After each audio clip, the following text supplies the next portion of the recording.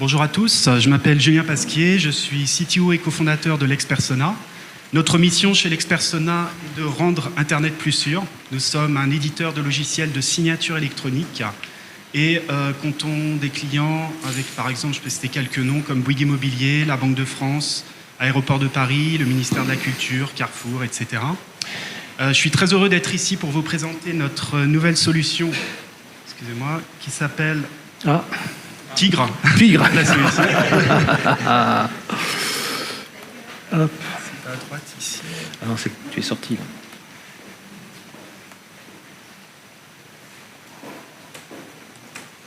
On est complètement sorti.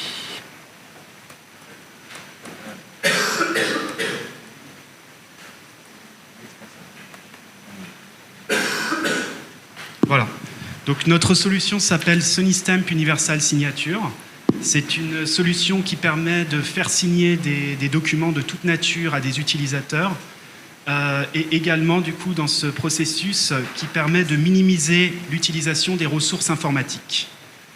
Donc, tout d'abord, pour limiter la consommation de bandes passantes, seule l'empreinte des données à signer est échangée sur le réseau. Deuxième chose, notre solution permet de signer des documents XML, donc des documents structurés qui sont beaucoup moins gourmands en espace de stockage et plus rapides à traiter que des documents PDF. Mais le véritable défi que nous avons eu à relever en fait, dans cette solution, pour la mettre en œuvre, ça a été de pouvoir garantir le principe du « what you sign is what you see ». Donc ce que vous signez, c'est ce que vous voyez. C'est quelque chose d'assez dur à mettre en œuvre avec des données structurées, parce qu'il faut être capable du coup de les afficher à l'utilisateur sous une forme intelligible. Et il faut également, bien sûr, aussi tracer la preuve de son accord à signer ces documents. Quentin, une petite question, peut-être pour Julien. Alors, on aimerait savoir en fait comment la signature électronique, alors éco-responsable, peut-elle répondre aux enjeux économiques et qui, on le sait, sont les principaux moteurs finalement de la dématérialisation.